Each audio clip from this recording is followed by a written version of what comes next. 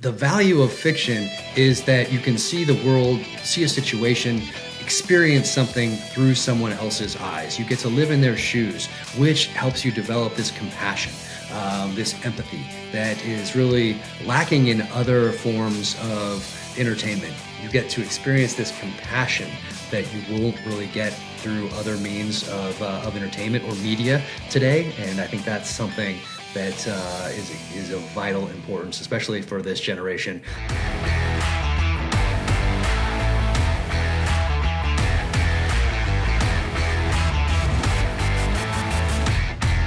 Jack, my friend, it is good to see you again. Glad to have you on the podcast. Man, thanks for having me back. It's this is my favorite part about podcasts in general, is that we get to it's an excuse to catch up. We're always so busy running 1,000 different directions that we don't really get to do it. But podcasts give us that excuse. So I'm glad to be on. Thanks so much. Like recording conversations with old friends, right? It's interesting how far it's come since we met. Gosh, 7-8 years ago now at this point, and I came up to your place, and that was for Terminalist. That was for your first book. That's right. Yeah, it was was it fall of 2018? Was that when you came up to the house? I'm trying to remember. It probably was right in there. I imagine I think it was right before you released Terminalist, because you were telling me about some of the things that needed to be redacted from the book, and I think we were going through. You had just finished it, or had just released it, or were about to. Somewhere right in there. Awesome, man. Awesome. I know it's been a busy few years.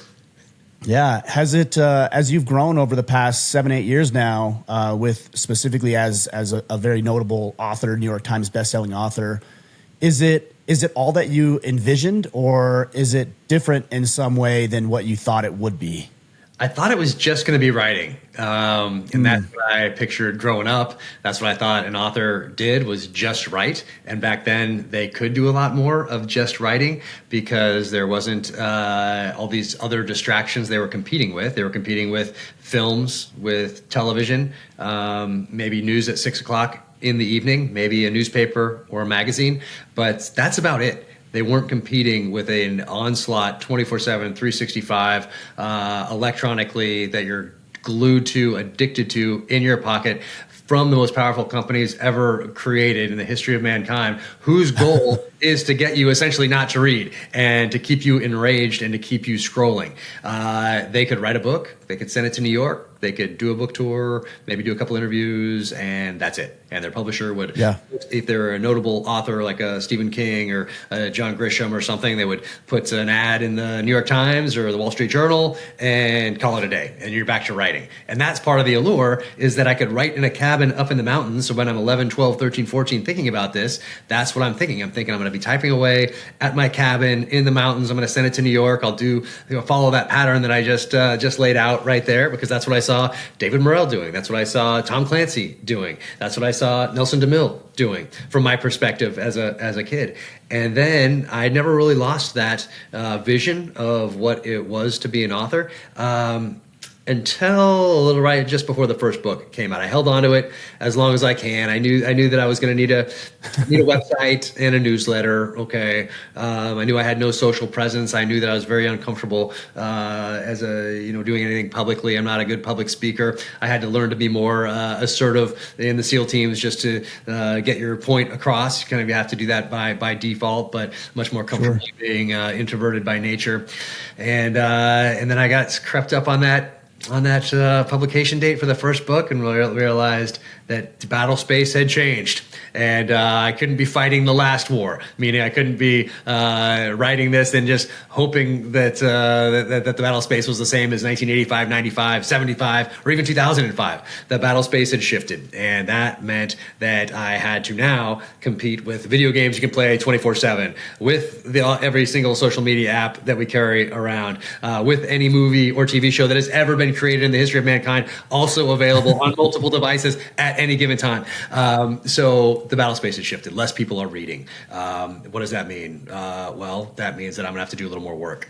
And this was going to be more of an entrepreneurial type of a venture. I was going to have to create the book essentially in the garage, making the computer in 1977, and I'm going to have to let people know that it exists. It means I'm going to have to do some outreach, and I'm going to have to let them know why they need this computer in 1977, 78, 79, 80, how it's going to revolutionize their life or whatever. I'm going to have to be the CEO of said company. Then I'm going to have to start hiring someone that can help put these, do certain aspects of this, like a CFO or a CMO or whatever. So slowly grow, but in the beginning, it's just you. And it's just you in that garage in 1977. That's how I came to look at it. So hence social media, hence these different verticals with podcasts, with merchandise, TV shows, even a supporting effort to the main effort of the books. So it's a little different today. And as much as I wish it was 1985, I know it is not. And but hopefully, maybe someday I'll get back to a point where I can just plug in the landline and just write. But right now, I got to do a lot more than just that. What aspects outside of the writing process, and maybe the feedback and positive response that you receive, what aspects of what you do now do you enjoy the most that you didn't realize were on the table when you started doing this 7-8 years ago? I think that I get to thank people, and back in those times I just mentioned, the only time you really got to thank someone as an author would be, let's say, at the end of an interview, as they're wrapping up, and you could say, and I just really want to say that I'm so thankful to everyone who reads the books and tells a friend, that sort of a thing. You could do it on book tour, in person, but now you can do it every day. When someone reaches out and says, I read the book, or hey, I gave my dad your book. We haven't talked to each other in years and we bonded over this book for some reason. I just want to reach out and thank you. Like all those sorts of things. And I try to get back to everyone, especially something like that. I'll make a comment, or if it's just like, hey, just pre-order the book, hit that heart button, because I really feel sincerely grateful for everyone who does that, because it allows me to do what I want to do. So I think that's most surprising. I didn't know anything about social media before I stepped into this world. I'm very uncomfortable with it. Never wanted it. Didn't have it in the SEAL teams. Never did Facebook. Never did MySpace. I remember when the guys got that, like, or whenever that was. But I never touched any of that stuff. Just wasn't me. But now, it's a tool, just like anything else. It's a tool. It can be used for good or for ill. And I try to use it for good. I try to stay positive. Don't try to chase it. I just try to add value to people's lives throughout the year through a post or a comment or a blog on the website or an episode of the podcast, whatever it might be. Just want to add value to someone's life, which is why I don't repost memes or whatever else. Typically, I don't try to inflame people. I'm definitely not on the bandwagon of doing the things that I know a lot of people need to do to grow like channels with keywords and whatever else. And like that's just not me, and I'm not going to do it. So I'm just going to do the best I can with who I am and what I have, and that's it. So maybe it means a little slower growth than others, but I am also an author. I am not a podcaster. I am an author. I'm not a influencer. I am an author. I'm not those other things. I am an author who has a podcast. I'm an author who has an Instagram, but I am not an influencer who's also an author, or a podcaster who's also an author. I'm very clear in what I am and what I'm good at, and I'm going to stay focused on the books, but have those supporting verticals at the same time. I love the clarity, because I think that, and I've done this, where we try to be all things to all people in all ways, and in some aspects, in some regards, it does make sense, because everybody is so inundated, and we're trying to vie for the same eyeballs or ears or whatever it might be. So I get it, but I think the clarity around what you do, and you can even see it in your Instagram posts, where you're talking about things that are frankly interesting to you, important and relevant dates in history. On this day, such and such happened, highlighting interesting, unique things. I think that is one of the beauties of social media, is that it allows us to connect with the people that we resonate with, and we can find those people a lot easier than we could in the past. Yeah, I mean, that's certainly a wonderful element to it. And you're so good at podcasts. Like, I have a podcast, but I don't think I'm good at it. Like, you are very good at this, and it's amazing to see, and it's really cool. And I love the impact you're having on so many people, across the board. And it's such a positive impact when there's so many other negative ones that are being bombarded with, when they don't even mean to. They're just getting bombarded with that stuff from these huge tech entities, and you're this positive light out there. So it's fantastic to see you do that. Thank you. But in general, the social media side of the house, once again, it's about adding that value, and also just not changing and adapting essentially too much to be something that I am clearly not. And it's also why I don't do public speaking. Like I'll do in conversation with, but I know I'm not a good public speaker. I'm not going on the speaking circuit because I'm not a speaker. I'm an author for a reason. I'm very clear about what I'm good at and what I'm not. And it's, it's kind of like, remember when you're like growing up and you're maybe in an argument with somebody or something like that. And you like, let's say in your 8th grade or high school or whatever, you turn around, you walk away, and like 5 minutes later, you think of the perfect thing to say. You're like, dang it. How did I not think of that at the time? Well, now I can as an author because I have time, or I can sleep on it. I can come back and edit. I can think of those perfect things to say. Whereas on a podcast or public speaking or whatever else it is, it's kind of similar to being that 8th grade kid in an argument that thinks of the perfect thing to say 30 seconds to 5 minutes too late. So anyway, point being, I love what you're doing out there. Thanks for doing it and staying in the fight. Yeah, well, I also do think that obviously we get better with the things that we practice, right? And so I hope I'm a fairly good podcaster because I've been doing it for 10 years and have under 1,600 episodes under my belt. Just the same way with the amount of words that you have written and the narratives that you've constructed and the characters that you've created. If I tried to go do that, I wouldn't be able to hold any weight to what you're able to do. Do you feel like with your writing, I know if I remember correctly, your mom was a librarian and you learned a lot of your reading and writing influence from her. Do you feel like you have a natural ability to create and to write and to construct narratives in a way that's compelling to a reader? Or do you feel like I don't have any of that and I've had to develop and articulate it over the course of, a decade or longer at this point? Yeah, no, I think I have a natural, innate ability to do this, but I could have that and have not done all the reading that I did throughout my life, which would not equate to into what I'm doing now in the same way that I've done it. So maybe there's a little natural, talent there, whatever, but it's the reading that I did throughout my life before I had a job, a family, a mortgage, a car payment, like all those things, a life in general. I could be 11 years old reading the novelization of Rambo First Blood Part 2 in a summer when there wasn't social media, when there wasn't anything else or any other distractions around.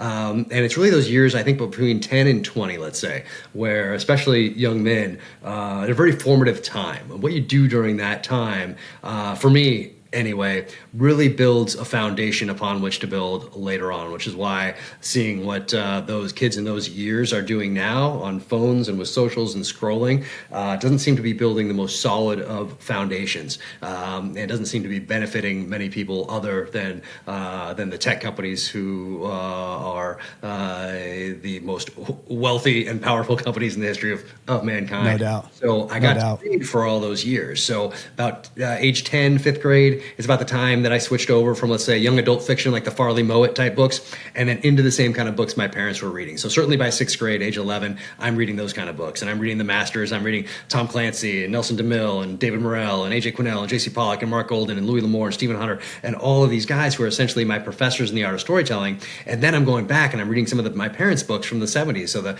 Ken Follett's and the Ian Flemings and the Jean Le Carrés and the Ludlums. I'm reading all of these books, the Forsyths, during this time that is so formative for young men.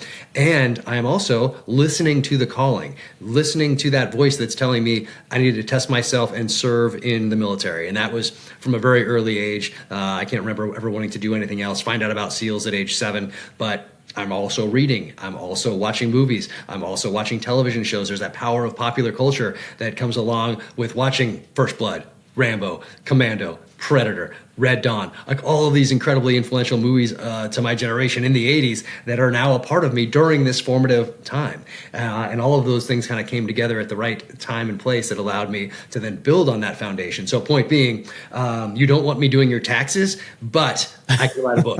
And I don't want to get better at doing taxes. I want to get better at writing books. And I think every book has been better than the last. And that's always my goal. In the SEAL teams, my goal is to be a better operator and leader today than I was yesterday. As a person today, my goal is to be a better husband, father, and citizen today than I was yesterday. And then professionally, my goal is to be a better writer today than I was yesterday. I want the next show to be better. I want True Believer to be better than Dark Wolf that's out right now. I want, if we're so lucky to get another season of Dark Wolf, I want that to be better than True Believer and the first season of Dark Wolf. If we're so lucky to get a Savage Son, I want that to be better than everything we've done before. I want to take those lessons of what we've done and apply them going forward as wisdom to make a better show for those people who are trusting us with time they're never going to get back. And then same thing with the books. I want the next one to be better than Cry Havoc because people are trusting me with this time they're never going to get back. And I want to continually improve throughout life. That's just it's just part of who I am, and that filters over into everything else.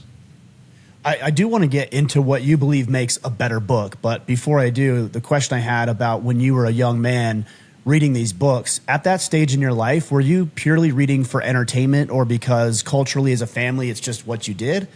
Or maybe it's were you reading with a critical eye, very reflective, trying to figure out how narratives were constructed, how characters were brought to light? Were you that aware of it, or was it purely just, hey, I just want to be entertained, I enjoy reading? Yeah, the former. It was reading was a natural part of my life from the earliest days, and I knew I wanted to be an author by about, let's say, age 10, 11, but I was still reading books from the fan perspective. So the same way that Quentin Tarantino is watching movies, he's not going to film school. He's watching these films. He is an encyclopedia of film knowledge, and then he applies all of that to his actual film. So same thing. I am coming at this from the fan perspective. I did an incredible amount of reading. I couldn't go back and write a better journey that allows me to do what I'm doing now than the one that I was on. And I think it would be a different experience. And I don't think at age 11, 12, 13, 14, 15, it would have made sense. I mean, that would have been pretty Machiavellian of me to like go through. It definitely would have. Thinking about structure and like, how am I going to do this later? I knew that I wanted to do this later, but I'm enjoying these books. I'm enjoying the magic in these pages. And I think that's actually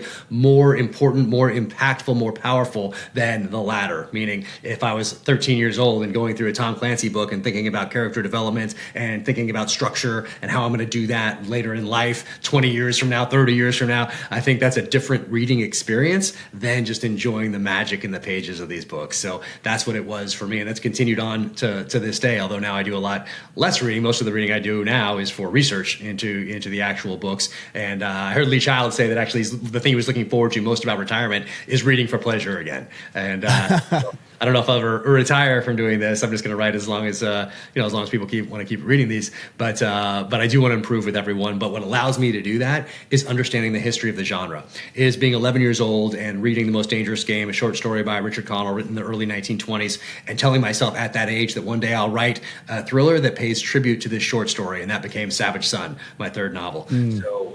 So it's always been there as this thing I want to do, but all the preparation was very natural, and it was the reading the thrillers, and it was reading the nonfiction, also starting at an early age, on warfare, on terrorism, on counterinsurgencies, on insurgencies, reading that time in Newsweek that has had the Beirut covers from 1983.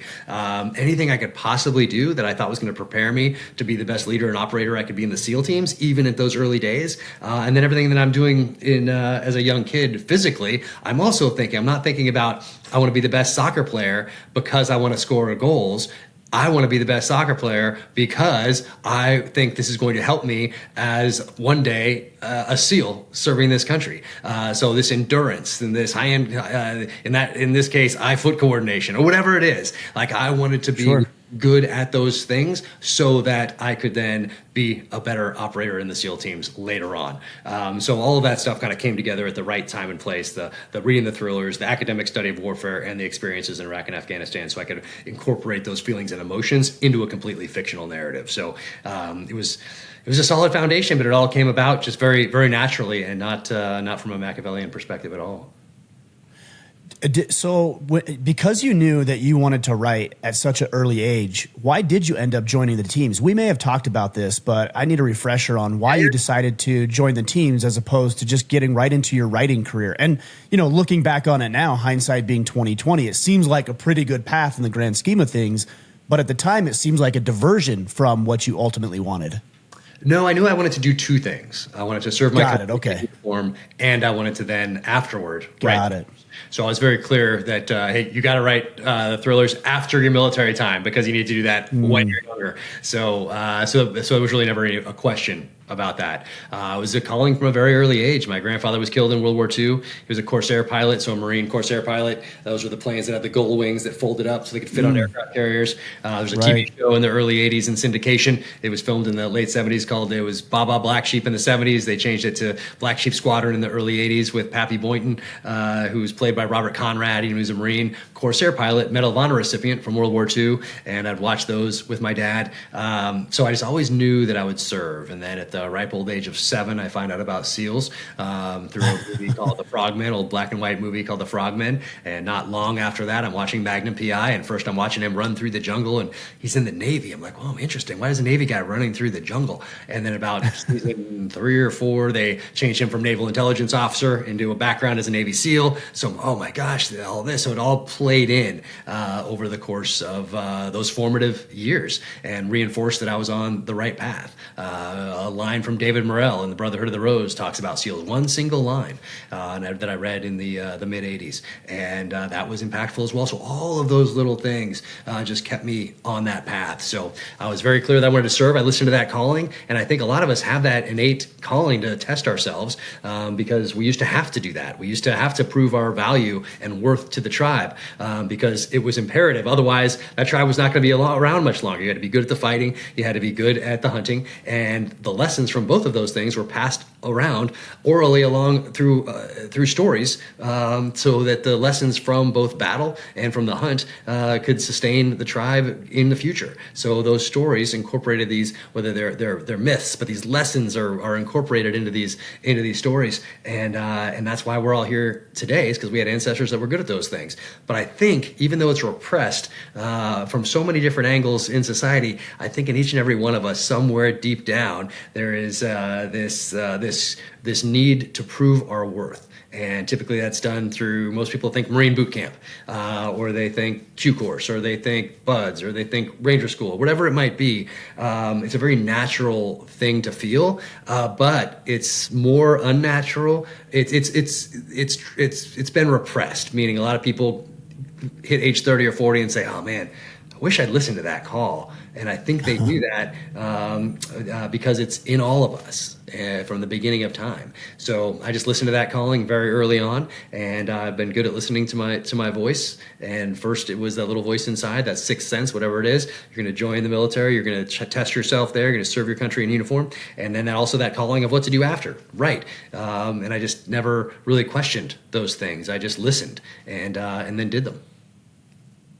Yeah, that's amazing. I wish more people do. I wish I would do that more. Every time I followed my gut or instinct or sixth sense, like you said, or whisperings from God, I choose to look at it as, I have been served well. And every time I don't, or shut that little voice off, or say I know better, it seems to go the opposite way. So it is, it's interesting too, because up until about, I would say, well, when we met, but even then it still took a couple of years for me to really see the value in fictional work. And you had mentioned Lee Child. I had both him and his brother, Andrew Child, who's taken over the series at this point. And they said, and I believe this, the more I've thought about this and the more I've implemented this in my life, that fictional work is better even than self-development or non-fictional when it comes to how we grow ourselves as human beings. And I asked him why that was, and I'm paraphrasing, but he said that if it's good work, if it's good fictional work, we start to put ourselves in the role of the protagonist, for example, and then we question ourselves whether or not we would conduct ourselves in the same way, or what would we do in that scenario? How would we handle ourselves in that situation? And then if the character is constructed well, we aspire to be like that individual in some way. So it's aspirational as well.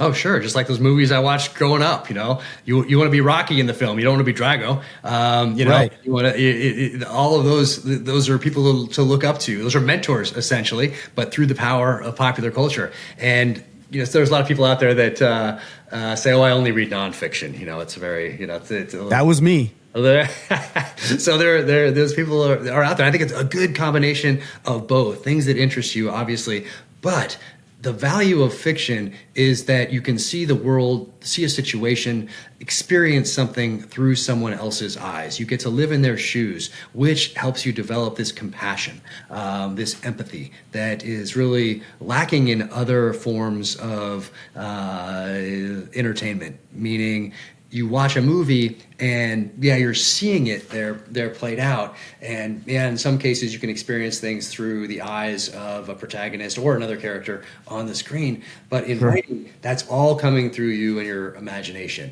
and it really does help develop this compassion that is lacking in society today, especially when all of the things that are our inputs from the digital side of the house are meant to do the opposite. It's almost like they want to stamp out that compassion because that gets you angry and fire back and gets you to see that other person as the enemy instead of having this more compassionate take on situations, people. Forgiveness is lacking across the board, and really one of the themes of In the Blood, which is my 5th novel, is forgiveness. Of course, James Reese essentially puts his tomahawk through somebody's head as soon as he forgives them. But forgiveness is something that I'm exploring throughout that novel, and I get to explore that earlier in the beginning in a conversation between James Reese and Caroline Hastings, who's the matriarch of the Hastings family. And that was one of the best chapters I think I've ever written. It still stands out to me today as one of my favorites. But point being, you get to experience this compassion that you won't really get through other means of entertainment or media today, and I think that's something that is of vital importance, especially for this generation who's coming up in this digital world, age 10 to 20, that isn't getting that because they are not reading, because they are getting you're developing the traits that are the exact opposite of development of compassion and empathy through the social channels. And I think it's a serious issue today, and I'm hoping that audiobooks might be the gateway drug that lead people to fiction, because audio even is different. Like Ray Porter is incredible. He reads my audiobooks. He's the narrator. So good. So good. Incredible. And such a great guy. Love Ray Porter. We're still getting read to you. But I'm hoping that people today hear podcasts like yours, and someone will have listened to the Lee Child and Andrew Child one, and then we'll get that book on audio probably, because it's a very natural way to go from a podcast to what you're talking about on the podcast. In that case, it's the Lee Child book, and then to go from that to a physical book, because it's a different reading experience. And a lot of people are doing both. I hear that they're listening to it in the car, in the commute, they get home, they go inside, they pour their beer, whatever they're going to do, and then they read. And they're trying to get off social and all the other distractions out there. So a lot of people are doing both. And then they'll get back in the car in the morning and pick it up where they left off the reading the night before on the way to work, type of a thing. So a lot of people are doing both. So that gives me some hope when it comes to future readers. Yeah. Yeah, well, I think it does some other things too. I mean, not only that, but it exercises the brain as one. If everything's just right in front of us and we can see it and feel it and touch it and taste it, then there's not much creativity that needs to be mustered up. And I think that's why, when you watch, maybe it's Dark Wolf or Terminal List, and everybody has an opinion about were those characters casted correctly, because in their mind they see it as somebody completely different. And Chris Pratt and what's his name, Taylor Kitsch, yeah. Kitsch, yeah. Obviously they do a great job, but I'm sure for some people it's like, no, that's not what I had envisioned in my mind at all. But it is good because it exercises that creativity. But the other thing that I found for me is that with fictional work, you're able to push the bounds of what is possible, what is legal, what is moral. And I like that because it stretches us outside of our comfort zones and it allows us to see things above and beyond the real world. I think there is a point where characters are so far-fetched and it's so over the top that it's no longer relatable, but it's good to see somebody you relate with pushing the bounds of what is actually possible. Yeah, there's the details I try to get right, and I try to so I'm not pulling, like, the worst thing you can do is watch a movie about, or a TV show about firefighters with a firefighter, or watch with a police officer, type of a thing. So I try to get those details right. So someone who was in the military, someone who was a firefighter, someone who is a doctor, someone who is a police officer, they're seeing it and they're not taken out of a completely made up story because a detail is wrong, because someone's wearing the wrong badge, or the thing's on upside down on the whatever, like, or they have the finger on the triggers, or talking to their buddy, pointing it at their friends, or what, all these little things, or scope is on backwards, or whatever, like some of those things that you see out there. And there's going to be mistakes, there's going to be mistakes, but if we're putting so much time, energy, and effort into trying to minimize those so that you're not drawn out of the story because you see something like that. So that's a piece of it all too. But also, I can describe a room as having green walls, emerald walls,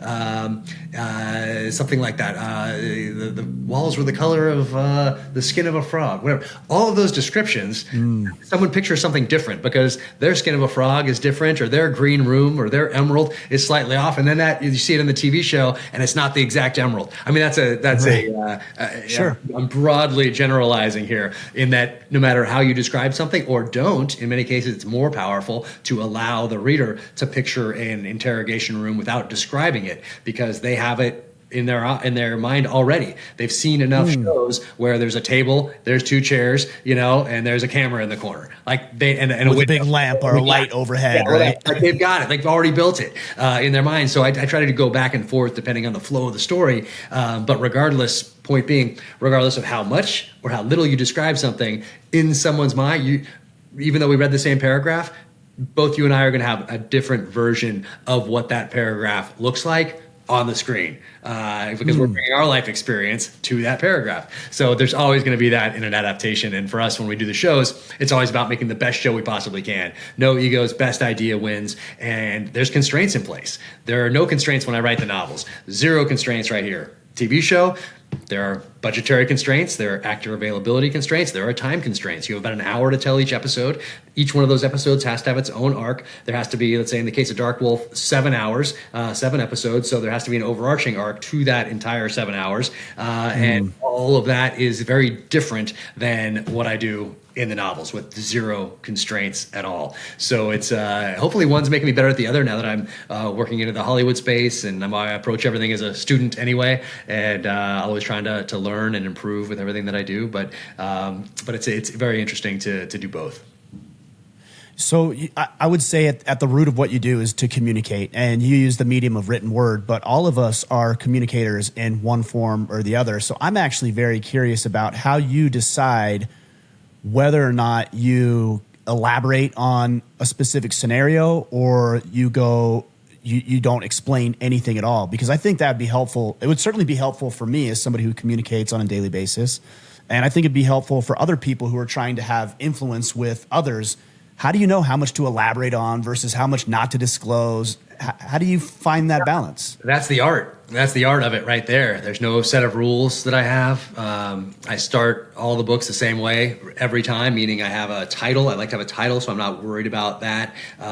Even if it's going to change, I'm not wasting bandwidth stressing about, I've had good titles thus far. What am I going to do next? I got to think of a good one. No, I got a title down. I have a theme down that's going to guide the writing process. I have a one-page executive summary that I write, and then I read back to myself, and I say, is this worth the next year and a half of my life? And if it is, I read it again and say, is it someone was to pick this up at Hudson News and to look at the back of the book and it had something similar to this as a description, would they invest time in this that they're never going to get back? And if the answer is yes or maybe, then I turn that into the narrative and then turn that into the actual book. But I don't write in that outline or even think as I'm going, hey, this is something that I need to describe in more detail, or this is something I'm not going to because of this, that, or the other. All very natural. That's the art, kind of like the art of leadership. You can give two people the exact same tenets of leadership and ask them to go out and lead teams. Very different, either interpretations or executions of those very clearly stated principles. And so that's the difference between the art of something and the science of something. So this is definitely the art of it, is what comes naturally after the outline phase and I move into the narrative. So there's no set of rules of when I'm going to write more descriptions or less. It's just naturally.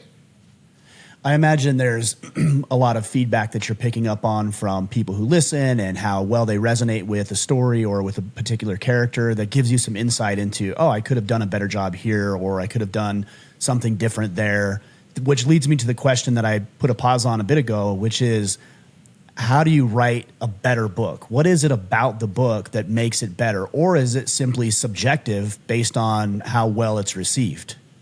Yeah, it's subjective, but not based on how well it's received. I don't take anyone's advice on how to do something differently going forward, because then you're just even somebody who's qualified and credible, like these guys that you look up to, still the same answer. Yeah, still the same answer. Interesting. Okay, elaborate on that. Yeah, and it's because you're just going to chase it. If you're doing that, you're just going to chase something. You're not going to be the best version of yourself. You're going to be a second-rate version of that person who gave you the advice. So the advice I've gotten is the reading that I did throughout my life. Like, that's my foundation. And that's what I'm building upon right now. I don't look at comments. I mean, I see comments because I'm going through trying to thank people, so I will see it. And I'll see negative comments, and I'll see, why didn't you do this or whatever. But I'm not chasing a headline. And this is fine. Some authors do, and that's fine. It's just that's not my way. I'm not trying to think about, or I'm not thinking at all about what's popular. I'm not thinking at all about, if I write this, am I going to, is this going to upset a portion of the audience? Oh, it means I can't say that, or I shouldn't say that. Or I'm not thinking, what's popular today? Shorter chapters or longer chapters? No, the chapter is as long as it takes. That's it. It can be short, it can be long, but the chapter dictates, the story dictates. And I know a lot of authors don't do that. They do the exact opposite of that. And it's not my way. But I'm also fortunate in that I did all that reading. So I have this all innately in me from everything that I have consumed from the fan perspective over the years. But it's all, and when it comes to improvement, now I just want to improve on what I have done previously. Now I could go back and do the terminal list again. I know I'd write a better book, 100%, but I can't. It's out there. That's the best I could do at the time. Devil's Hand, book number 4. Can I go back and make that better now? I'm sure I can, because I've grown over the last few years. I have done more of this thing, and not just more of it, but I have improved over the years because I'm growing. Just like I was a better SEAL 5 years in than I was 2 years in. Why? Because now I have experience. And whether it's in training or actually downrange in Iraq or Afghanistan, whatever that experience is, whatever those lessons are, I'm applying them to now a current problem set as wisdom, making myself better because of what I've done in the past. And it's no different in writing. I'm solving problems aggressively on the page. The only thing I'm cognizant of is not repeating what I've done in the past. That's probably the only thing. Like, how do I improve on this if I'm going to have a torture scene, an interrogation scene? I know what I've done in the past. How do I weave something in that has some relevance to history that moves the story forward? Isn't just something more spectacular or more painful that was done in a previous book. No, it needs to have some sort of a basis in history that relates to this story. So it has to be thoughtful violence. So it's all about improving, moving forward, doing things that serve the story, and not a fad, not a short chapter versus a long chapter, not, what's going to be popular tomorrow. I got to figure that out so I can grab it from the headlines. So a reviewer can say, grab from the headlines. No, never, ever any of that. It's always focused on the story. And if I do that, if I just focus on the story, then in turn, I'm honoring that readership, that listenership, because they are getting the very best they can get from me without any outside influence, meaning, this person said I need to change this. I need to do this headline. No, I can't say this because it's going to make somebody mad who believes X, Y, or Z. Nope, never, ever any of that. I think that gives you a bland story. And that's not me. I'm always going to write the best story I possibly can and serve that story, because in turn, now I'm respecting that audience and that readership who's investing time with me they're never going to get back. Yeah, I mean, I appreciate the reader or listener perspective in that. And I imagine, too, it's how you actually create a thriving fan base, because at some point they become familiar and accustomed to your style as opposed to you grabbing from the headlines. Or because if you did any of that at this point, 8 years in the game, somebody who's read all the books is going to say, what the hell is this? Yeah. Because it's not you, and they're going to know that immediately, and now they come to expect a certain thing from you, which I think can probably have its pros and cons. Yeah, maybe. I don't really think about it from that perspective. I just think about what is going to make the best story and then do that without anything else. Otherwise, you drive yourself crazy, I think, or I would anyway. I don't know how other authors do it, but I would drive myself crazy just trying to do what somebody. And I'm very fortunate. I have the most amazing editor, Emily Bessler at Simon & Schuster, and her edits from the very beginning have all been along the lines of, explain this for someone who didn't spend 20 years in the military. Or I've been living with this thing for a year. I know the twist. I know some surprise that I want to have in there. But guess what? A first-time reader doesn't. So she'll say something along the lines of, seed this maybe once or twice more earlier on. Okay, like those are the kind of edits that I get, and that's not it. I don't get really anything else. No huge changes, nothing, no advice either from an agent or a publisher or an editor.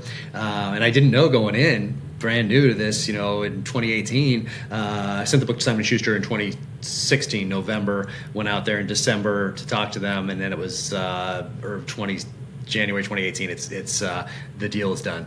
So I didn't know what an agent, though my idea of an agent comes from Hollywood. It comes from Californication or Entourage. Like, that's what I thought an agent was. Publisher, same thing. Like, whatever I've seen in film up to that point is essentially what I think a publisher and editor do. And I didn't know if they were going to say, let's have a meeting and talk about your next book.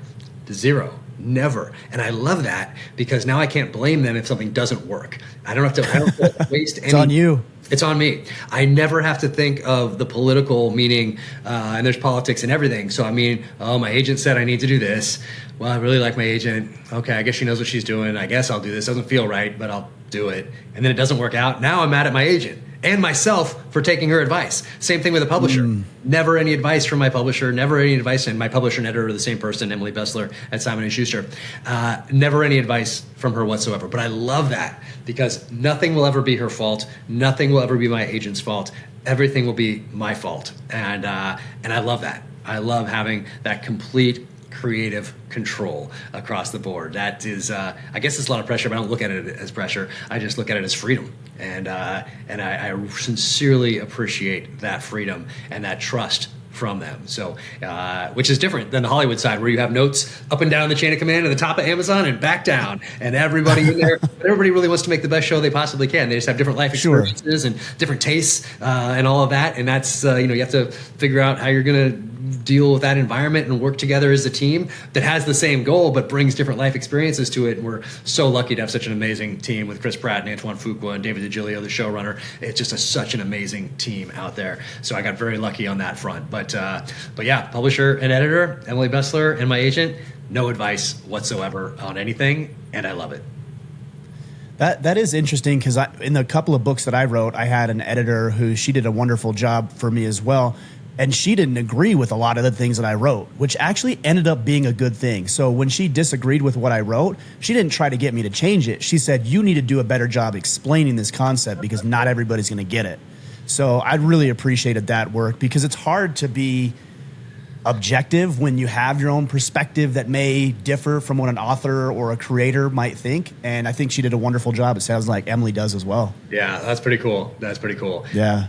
But yeah, I love the whole process. I love that I have the trust. I wish I could hit my deadlines a little bit. There's a reason we're talking here in October, not June, and that's because that's when it's supposed to come out. But I had to write every single sentence of this book through the lens of 1968, without the benefit of 50 plus years of hindsight. Being there, yeah. I knew a lot about Vietnam. I realized that I had not even scratched the surface when I started doing this research into this one. So every single character has to only has a life experience up until 1968 to lend to a conversation, to a problem set, to a decision, to a perspective. So that took a lot longer than I thought. It became more closely in tune with, say, historical fiction than the thrillers that I've written in the past. And so this just took a long time to do that. Yeah, and it's my first espionage thriller. That's really at its heart an espionage thriller. The other ones I would classify as political thrillers, but this is really an espionage thriller set in the heart of Southeast Asia in 1968, the bloodiest year of the war for the United States. And that's something that I hadn't seen done in a long time. There's The Quiet American by Graham Greene, 1955. There's The Tears of Autumn by Charles McCary, it's 1974. And there's The Honorable Schoolboy by John le Carré, it's 1977.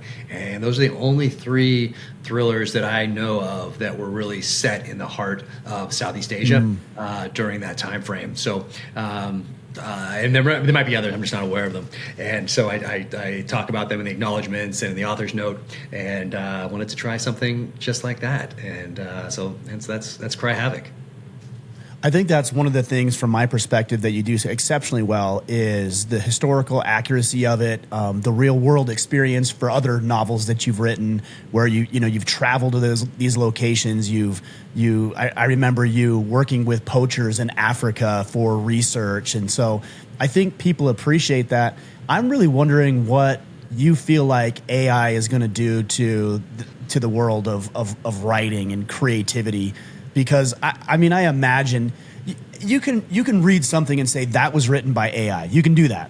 But I imagine that as AI develops and it becomes more sophisticated, that it's going to be a lot more difficult to tell, did Jack actually write this or did a computer write this for him? And I'm not accusing you of that by any means, but it's going to be a real problem. I'm curious what you think about it. Yeah, it's something that I try not to think about too much because it is so daunting and concerning. So right now I just focus on the writing, on the project. And I don't know. I mean, it's I don't know how to adapt to that going forward because it's so new and yeah, I just don't know. I don't have ChatGPT. I don't have any of that stuff. I'm sure there's AI in the Google search or however they're using it. I have no idea. But I haven't used it yet. I can see how maybe you can use it as a research assistant maybe going forward, but I haven't experimented with that at all. One, I'm not good at that sort of thing. Like anything technical, not good at. I just want to update my Word document. If Word updates, that's about it. That's all I can and as long as it does it automatically, right? Yes, it does that. And it doesn't. I don't lose everything, and I back things up constantly. Like all of that. That's where my focus is. But when I think about AI, and yeah, someone can say write my book in Jack Carr's voice. Someone can totally do that, because I guess AI took my books and taught itself. Whatever. I guess. So what can I do about that? Nothing. So I can't. So I'm not going to spend an inordinate amount of time worrying about it because I can't do anything about it.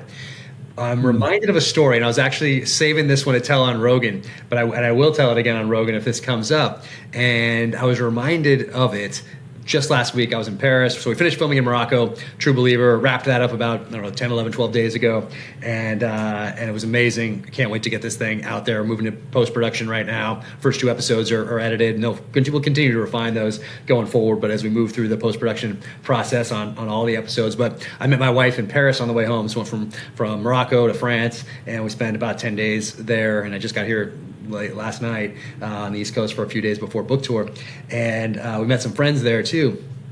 And one of them, he was friends with Steve Wynn, so the Wynn in Vegas back in the day. Oh, got it. Yeah. And they were doing a restaurant thing together, and he's with Steve Wynn and Waylon Jennings, and they walk into one of the hotels. And Steve Wynn says to Waylon Jennings, he says, "Hey, we have an act. We have a Waylon Jennings, and I'll call him Jalen Wennings. I don't remember his exact name, but we have a cover band that people are loving here. And this guy does all your tunes, and he respects you so much, and it would mean the world to him if you meet him, say hi." And Waylon Jennings is like, "Yeah, sure." And so they all sit down together. So my friend's there, Steve Wynn's there, Waylon Jennings there, and Jalen Wennings, is there. And so the guy's saying how much he appreciates Waylon Jennings and all the rest of it, and Waylon Jennings is like, love your stuff, sounds great, but there's one problem. And the guy's like, what is it? And he says, "You're always an album behind." And that's how I'm going to think of AI. Yes. That gives me a little bit of I don't know. It makes me feel better rather than worrying about it, knowing that it is here and here to stay and could have a huge impact on what I'm doing now. I'm probably in publishing at the worst time you could possibly be in publishing over the last 50 years. And same thing with Hollywood side. I'm probably in Hollywood at the worst time you could possibly be in Hollywood over the last 50 years, unfortunately. That's just how it goes. Once again, can't change that either. But I'm going to look at AI that way. I'm going to look at it as AI will always be one book behind. And I think that's going to allow me to continue to go forward and write the books that the way that I want to write them is just me without AI. And I think that's going to be my thing. Yeah.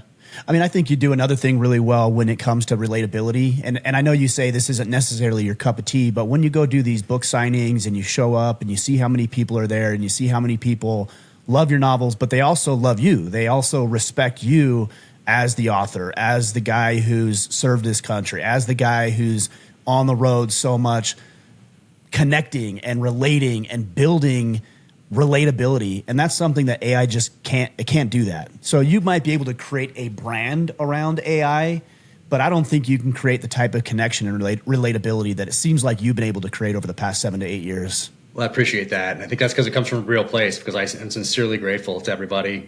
Sincerely grateful to you. Took a risk on me very early in this journey. I'll always remember that and sincerely appreciate that. So I love going out and thanking people. And actually heard a great story from LaMonica Garrett, who is an actor. He's in Lioness. He plays Commander Cox in The Terminal List and also in Dark Wolf in episode 1 and 2. A great guy, dear friend now. And we went to UFC a month ago or so. Yeah, about a month ago. We went to August 16th in Chicago, so we were there together, sitting in the front row together, and hanging out, having a great time, having some drinks, and he told me a story of he was with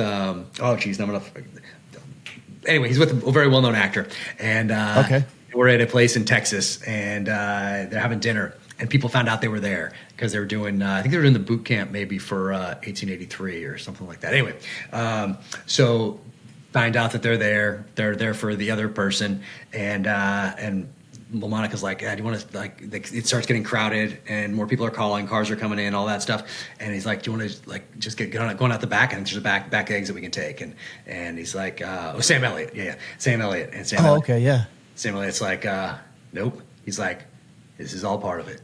Like, great attitude, gets up, meets everybody there in this restaurant, shakes their hands. There are people that are coming in, waiting outside, says hi, does that whole thing, signs the autograph. And Monica was just like, that's a professional right there, and that's a kind human being, and so I remember that as well. But that was just like a couple weeks ago. But for me, it's very similar. I feel extremely grateful that people are reading the books, they're telling friends about it, and that's a way for me to thank people, is to be out there on the road, shaking those hands, taking those pictures, doing all that sort of thing, and just means the world to me. So you're right. So maybe an AI can't do that. I hadn't thought of it in those terms until you just brought it up. But I'm guessing somebody that says, hey, write my book in Jack Carr's voice, make it about, let's say, instead of a SEAL, make it about, say, an Army Special Forces guy, make it about revenge, put in a bad guy who's part of a pharmaceutical company, put a bad guy politician in there, put one bad guy military person in there, and have every be different or something like it. Whatever they say, whatever they feed this thing, and then it comes out, and maybe it is in my voice, and maybe we get to a point where it's really good, but maybe there's not the other parts that you just talked about. So I'm going to think about that too going forward. So I appreciate you bringing that up. I mean, it's crucial, and you know, you can see the growth in your social media accounts and your presence online. Is that people, the books are great and they love the books, and also it's the author behind it, which I think is probably a relatively new phenomenon, just based on our previous conversation during this discussion. You know, yeah, sure, we know the name Clancy or Child, but we don't know them as people the way that I think more people know you than previous decades in great works of literature. Yeah, and that's something right around the time we first met. It's something I realized, months prior, certainly not much more than a year prior, if that long, is that today, when you're in competition with all these other apps and distractions that we talked about earlier, you also have an opportunity in that. And let's say pick a company. I saw a few companies sharing their evolution and from inception till essentially launching a product online, and sharing that journey, sharing the trials and tribulations of that. And by doing that, they're maybe teaching some lessons along the way, so people are getting some value out of that. But at the same time, they're creating this essentially fan base that wants to now buy said product when it launches, because you're now a part of it. Now you're a part of that journey with company X, Y, or Z. And that wasn't possible in 1985, 95, or even 2005. And it is possible now. So I took that lesson and applied it to publishing, which I don't think anyone had done before, and wanted to share this journey, not just buy my book when it comes out. That's what I saw most other authors doing. And I thought, well, I don't have to do that. I can do something different because the battle space has changed. And now I have these other options out there. I have these opportunities out there that people didn't have in 75, 85, 95. But I do have them today. So I can share this journey with people. I can use these tools for good, not ill. And that's something that I can do. Okay, well, I better do that then. That's what I owe. I essentially owe my family for who put up with 20 years in the SEAL teams and puts up with me now locked away, typing away for all these hours that it takes to write these books, all the sacrifices that my wife made and continues to make today. That's what I owe them, is to put that extra effort into building that readership, that listenership in a time when it's very difficult to do that because of all these other distractions. So that's gonna get my full effort as well. What is it like when you're, like you said, locked away in a cabin? You're doing what you can do. You're focused on one project at a time that might take you 12 months, 18 months to write. Whereas, with work I do, I'm going to record this podcast. I'm going to send it to my editor. He's going to make it look pretty, and we're going to publish it. And then tomorrow I'm going to do another podcast with someone else. So I get to see the value of my work almost in real time. Yeah. You, however, you're not going to see it come to fruition for quite literally years before idea to market. Yeah, it's like having a restaurant that's open one day a year. Right. So right. It better be a great meal because you're only going to get one shot, type of a thing. I can't fix it tomorrow. I can fix it maybe in a year, maybe if one doesn't work or something like that. But luckily they've all hit thus far. But I kind of think about it in those terms. And for me, I do have more than one project going at one time, which is the hard part, because it's the interruptions that kill me when I'm writing the book. So I have to jump over and edit a script, or I have to write my own script, or I have to jump in and make these edits. So give my notes on an edit for episode 203, let's say, when I get that of True Believer. Well, that's going to keep me away from the next book, and I'm going to have to shift really quick over, watch it, have my pen and paper right there, because I can't really know how to make the notes on the thing yet. So I write them all down, and then I put them in the email, and I send them to the rest of the EP team that's doing those edits, and then they'll collate them with everybody else's, and see which ones were doubled up and all the rest. So it's the interruptions that do really get me when I'm doing these things. But that takes, let's say, a day, an evening, a long evening to do that. This takes a year. And so throughout that time, I'm going to get interrupted multiple times as I'm writing the book. And that makes it take longer. But at the same time, I know that these other things are valuable in building on the existing readership. So as much as I wish it was 1985 and I was just writing and had a landline in another room, well, that's not where I live right now. That's not where we live. That's not our operating environment. So rather than worry about it, I just got to do the best I can and figure out how to focus on the writing when I'm writing. And then, and this is something I'm constantly working on. And then, and then when am I going to do this edit? Or when am I going to do this blog? Or when am I going to do this social post? Or whatever it might be. Got to figure out a better way to do that. I'm just kind of still in scramble mode on that right now. It's still haven't quite refined it to the place that I want to get it to eventually, where I have time to just focus on the books and I'm not worried about anything else, because some of those other things are just happening. The merch is happening. Maybe the podcast is going to morph next year, because as you know how much time it takes. People don't know if they're not doing it. If they're not doing no way.